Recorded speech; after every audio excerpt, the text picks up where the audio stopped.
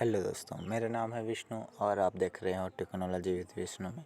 तो my dear learners, आज हम पढ़ने वाले हैं वर्ड ऑफ द डे, जिसमें हम कुछ ऐसे वर्ड मीनिंग पढ़ेंगे जो हमारे आसपास ही होते रहते हैं जनरली। कि कोई एक अच्छा काम करते हैं, कोई बग करते हैं, कुछ भी करने लग जाता है, तो उसके इंग्लिश में क्या बोल सकते हैं, ये हमारे लिए जानना बहुत ज़रूरी है, ताकि हम कभी उसको गाली भी दे तो इंग्लिश में दे तो वो समझ ना पाए। तो चलिए हम चलते हैं। तो हमारा पहला वर्ड आता है हमारा मनहूस। मनहूस को इंग्लिश में बोलते हैं जिंक्स। तो यहाँ पर देखिए, कोई भी मनहूस व्यक्ति का जो फेस रहता है वो कैसे रहता है, बिल्कुल ऐसा उतरा हुआ रहता है, ठीक है। और जब ऐसा उतरा हुआ रहेगा तो बिल्कुल सी बात है कि वो थोड़ा जिद्दी टाइप से होगा, जिंक्स से होगा। जिंक्स मतलब कि मनहूस क्या करता है, देखिए, जब वो किसी भी बात को टाल देता है, नहीं तो नहीं करना है, वो नहीं, हमेशा उसकी निगेटिविटी रहती है। और आजकल का कल्चर क्या हो गया है, जो जीन्स रहता है उसका फटे पुराने रहता है। तो जो ओल्ड एज के जो बुजुर्ग रहते हैं वो लोग क्या बोलते हैं, ये साला मनहूस आ गया, क्या क्या पहन कर, ऐसा बोलते रहते हैं। तो हमारा जो मनहूस का जो ट्रिक है वो क्या रहेगा, जीन्स। जो उल्टा सीधा फटा पुराने जीन्स पहने रहता है, जो हमारे लिए अच्छे हैं अभी मॉडर्न एज में, जो मॉडर्न ज़माना है उसके लिए वो ठीक रहता है। लेकिन जो पुराने ज़माने के लिए क्या रहता है, हम जो बच्चे ऐसे पहन के चले जाते हैं फटे पुराने स्टाइल वाले जीन्स, तो कैसे लगते हैं, मनहूस जैसे शक्ल लगते हैं। हमारा जो बुजुर्ग है उनको, तो मनहूस से हम कैसे याद रखेंगे, जीन्स मतलब जो फटे पुराने, मतलब कि जो जीन्स पहन के चले जाएँ, कपड़ा पहन कर चले जाएँ स्टाइल वाले। तो पुराने ज़माने के जो हमारे बुजुर्ग रहते हैं वो कहते हैं साला मनहूस आ गए, कहाँ से कैसे कपड़े पहन कर, ठीक है दोस्तों। तो दोस्तों हमारा जो सेकंड है मीनिंग, उसमें आता है होलीगन्स। तो होलीगन्स क्या होता है, आपने देखा होगा भाई, होली में क्या करते हैं, सब रंग गुलाल से खेलते हैं, ठीक है।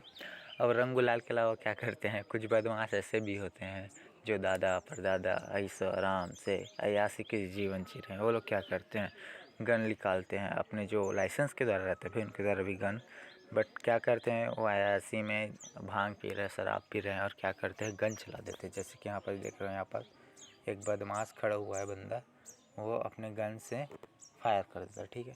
तो क्या करते हैं, बदमाश लोग होली में भी गन चलाने लग जाते हैं। इसका ट्रिक क्या हुआ, बदमाश लोग होली में भी गन चलाने लग जाते हैं। तो होली और उसके बाद गन्स, ठीक है, होली गन्स। बदमाश लोग क्या करते हैं, होली में भी गन चलाते हैं। तो होली गन्स मतलब बदमाश, ठीक है। और उसके बाद हमारा थर्ड मीनिंग आता है यहाँ पर गॉन्स। अबे गॉन्स मतलब क्या होता है भाई, एक कौन सा नया चीज़ आ गया गॉन्स मतलब। तो गॉन्स मतलब कोई न्यू नहीं है, अपना पुराना ही है। तो गॉन्स मतलब बेसिकली होता है गुंडे, ठीक है। गॉन्स मतलब क्या होता है, हमारा गुंडे होता है। तो अभी देखिए हम लोग यहाँ पर नीचे में क्या, होलीगन्स। होली में क्या करते हैं, बदमाश लोग गन्स चलाते हैं, फायरिंग करते हैं हवाई में, और कभी कभी इससे किसी की जान भी चली जाते हैं। अब कौन जानता भी किसकी जान चली जाए, वो तो आसपास में लोग ही जानेंगे ना। तो इसी प्रकार से क्या होता है, गॉन्स होते हैं। तो हॉलीगन्स और गॉन्स दोनों थोड़ा मैचिंग लग रहे हैं ना, दोनों बदमाशों की टोली ही है। एक में गुंडे आ जाते हैं, एक में बदमाश आ जाते हैं। गुंडे बदमाश हमारे लिए तो एक ही है भाई, ठीक है ना। तो गॉन्स को कैसे याद करेंगे, जहाँ पर 00 है। 00 मतलब कि आप मूवीज़ में देखे होंगे कि जो गुंडे हैं, ऐसे देखिए, जो गुंडे हैं, यहाँ पर जो गुंडे हैं, तो उन दोनों के सिर गोल है, ठीक है। तो उन दोनों के क्या है, सिर गोल है। यहाँ पर देखिए उन दोनों के जो सिर है वो गोल है, ठीक है, यहाँ पास, ठीक है। तो गन्स मतलब कि हम लोग समझ गए, जी से गन हो गया, और गन कौन चलाते हैं, गुंडे लोग। डबल हुआ है मतलब गन, हम इसे डायरेक्ट ऐसे याद रख सकते हैं, गन्स गन्स सेम लग रहा है, गन्स गन्स, हॉलीगन्स हॉलीगन्स एरिजी है ना, बस। अब दोस्तों इसके बाद हमारा आता है कंपल्सन। कंपल्सन का मीनिंग क्या होता है, तो आइए हम देखते हैं कंपल्सन का मतलब होता क्या है। तो कंपल्सन का मतलब बेसिकली होता है मजबूरी।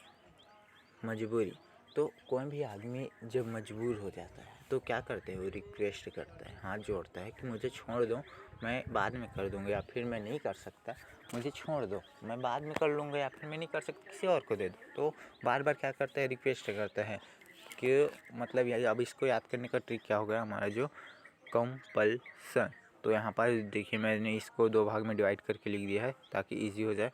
कंपल्सन, ठीक है। तो कंपल से कंप्लीट और सन से शासन, ठीक है।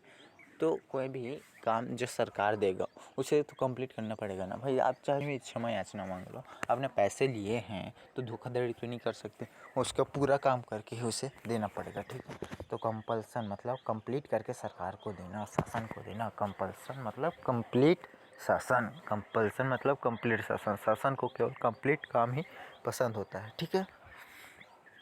तो हम आधे अधूरे काम करके हम शासन को नहीं दे सकते, पूरे काम करना हमारे लिए अनिवार्य रहता है, चाहे हम कितनी भी क्षमा याचना मांग सकें। तो ठीक है, तो कंपल्सन मतलब कंप्लीट शासन, कंपल्सन कंप्लीट शासन।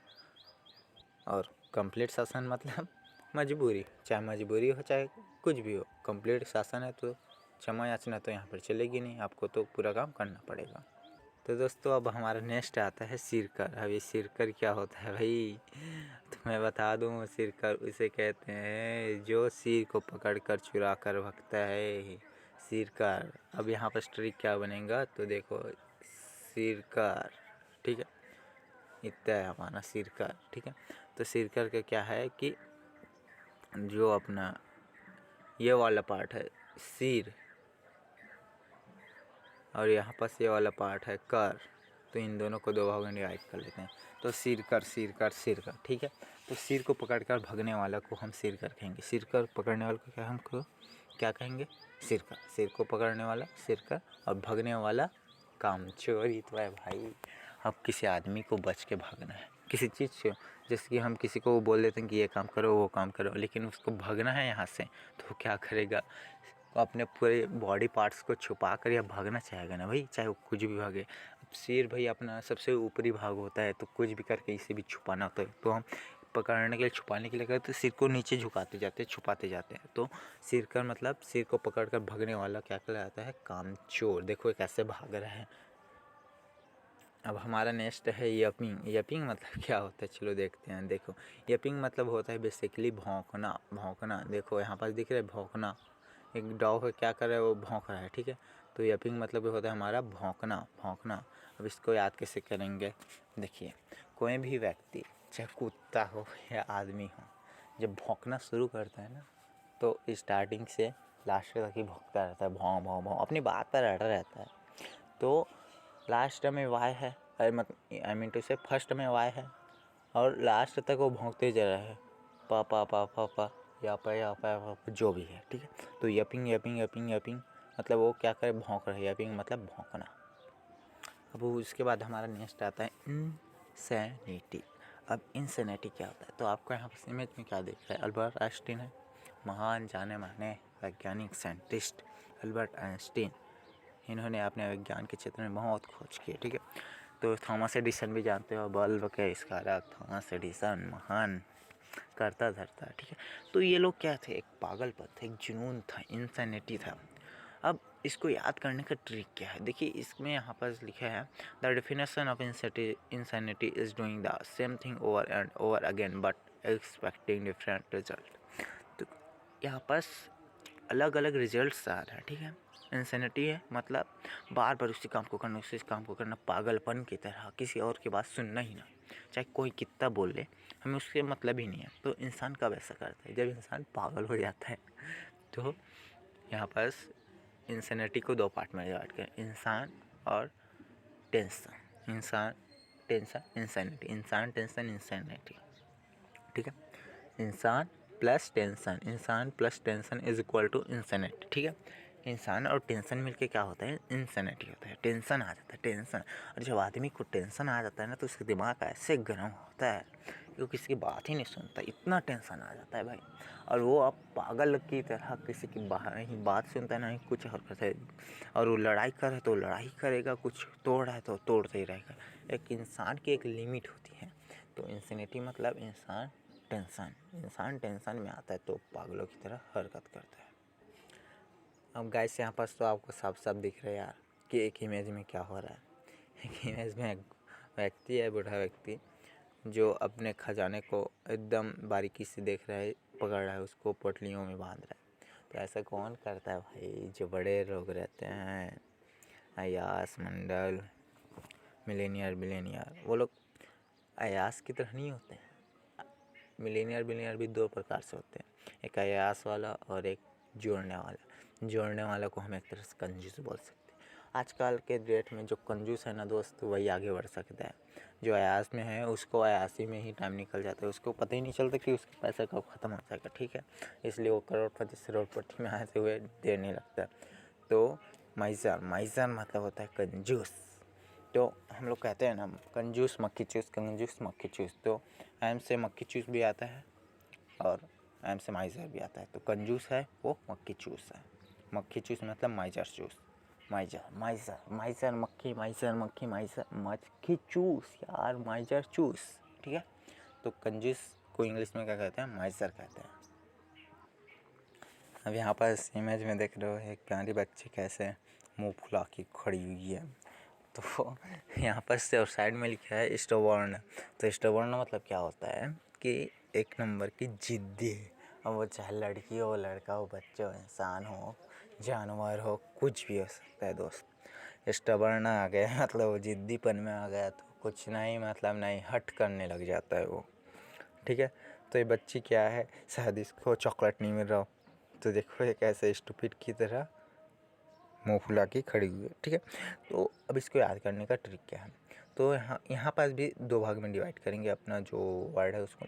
तो स्टबर्न, स्टूपिड बॉर्न। तो इसका क्या हुआ कि जो बच्चे स्टूपिड की तरह बॉर्न होते हैं वो जिद्दी होते हैं यार, साले हमेशा वैसे जिद्दी बनी करते रहते हैं। स्टूपिड बॉर्न मतलब जन्म लेना और स्टूपिड मतलब मूर्ख, ठीक है। तो जो स्टूपिड बॉर्न लेते हैं, स्टबर्न, ठीक है, मिलता है ना, ऐसे याद किया जाता है इसको। जो वोकैबुलरी होता है उसको कोई एकदम रट नहीं जाता, रट के नहीं पास किया जा सकता भाई, इसको याद करना पड़ता है एक ट्रिक से, ठीक है। तो स्टबर्न मतलब होता है स्टूपिड बॉर्न। जो बच्चे स्टूपिड की तरह पैदा होते हैं और हमेशा जिद्दीपन नहीं करते हैं, ठीक है गाइस।